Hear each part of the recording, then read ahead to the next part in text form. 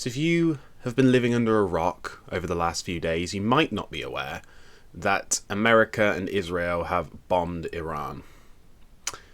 And in retaliation, Iran have bombed a lot of the Gulf and a lot of the surrounding countries to limit the supply of oil and gas to the rest of the world, as that's probably their best strategy in stopping the war, because it will cause a global crisis that will affect all of us. So, yeah. Maybe we're getting a sequel to Iraq. Iraq 2, Electric Boogaloo. And I just wanted to see some MPs' reactions to that. So we got a video from Politics Joe where they just interview a few of the MPs and we get the reaction to it. So let's get into that now. I think that, listen, America are important allies to us. Whoever the president is, they're close friends. And they always kind of will be. But there are times when you have to say no. And we don't see it very often. I think the last time we said no was during the Vietnam War, right, under Harold Wilson. I want to talk about that to start with.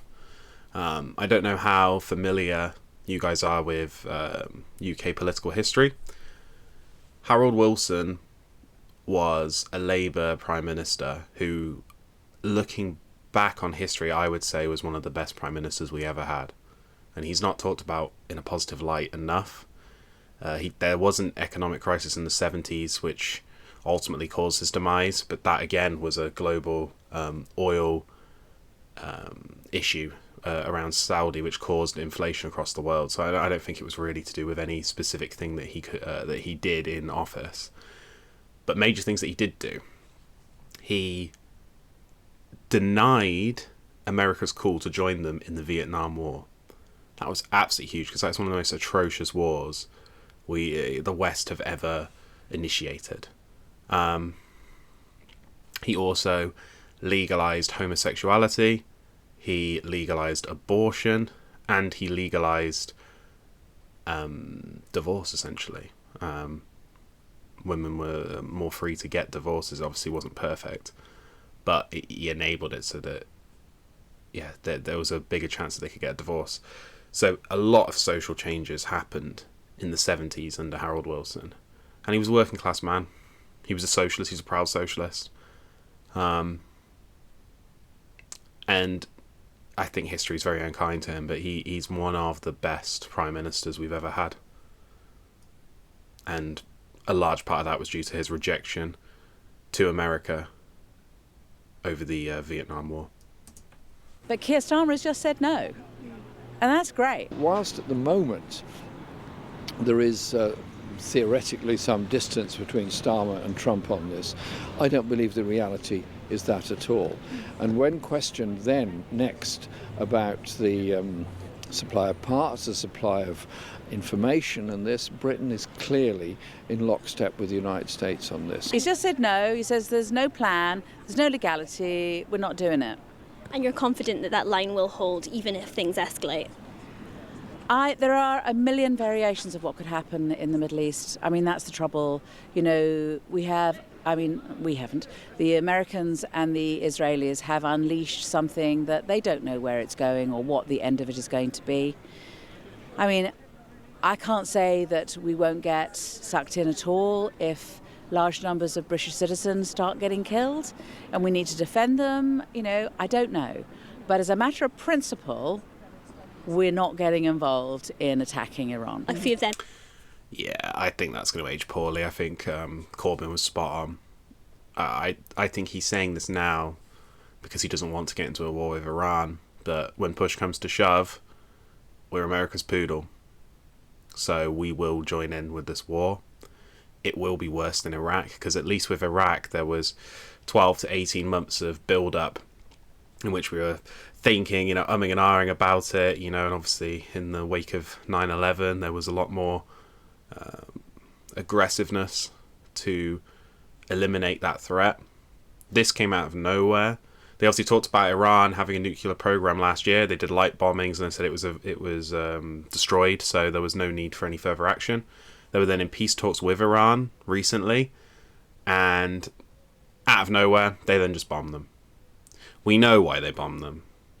It's because Israel wanted to bomb them, and Benjamin Netanyahu's wanting to do that for decades at this point, and Trump's an easy man to convince. You tell him how much of a good boy he is, how much of a big boy he is, and he'll do heinous things just for vanity reasons.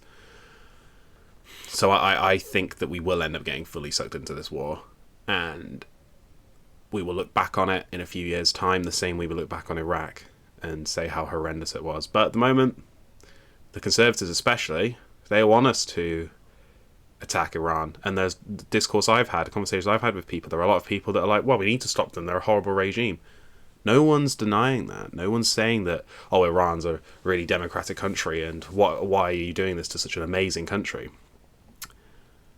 How would you like it if a Middle Eastern country, or China, or Russia, or any other country, even America, God knows, bombed us, killed Keir Starmer? I mean, I know a lot of people don't like Keir Starmer, but I don't think anyone wants to see 10 Downing Street get absolutely eviscerated. And that would overthrow our democracy, and they come in and go, oh no, we didn't agree with your government, your regime, so we've bombed them and liberated you. It's illegal. This is what international law is for. We do not bomb people we do not like. It causes death, first of all, endless amounts of public spending down the drain into wars, and it causes our energy prices to go up, so everybody's bills get higher, and the one that the Conservatives and Reform and the right-wingers will hate the most, immigration will increase. These people will leave Iran and leave the Middle East, and they will come to Europe. And then they'll be, oh, why is all these immigrants coming here? Because we're bombing them, bro. Just stop bombing them. I'll watch a few more of these, but as you can tell, it's infuriating. It's infuriating. It's absolutely atrocious. I've spoken to today have said that they are scared that we are walking into an Iraq 2.0. Is that a fear that you share? Absolutely. I've been very outspoken about this for the last few days. You know, in fact, I've literally just tabled a bill in Parliament around the conditions that should be in place before the UK engages in any sort of military action. You know, Keir Starmer himself said 6 years ago that there should be a legal justification for it, a clear aim and a parliamentary vote. None of those is in place, and I am deeply, deeply worried that the UK is being dragged into a wider war. What I see is the horror story of a repeat of Iraq and so much else. The history of these wars, all of them, is if you get a ceasefire in the first week, maybe 2 weeks, then there's a possibility of some kind of longer term deal. If you don't, as in Ukraine, we're now stuck for years and years of war. This is a ghastly situation, and I feel for the people of Iran. I feel for them for the pain they've been through for years, pain of human rights abuse as well as the pain of sanctions, and I feel for them for the bombardment they're now receiving. There's almost 1,000 dead already in Iran, including, sadly, around 200 school children. It's, again, history always vindicates that man.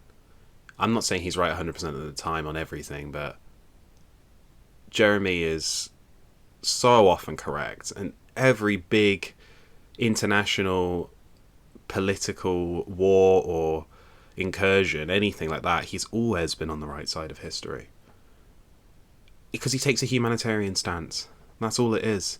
What's best for humanity? What's best for human beings? Not what's best for, you know,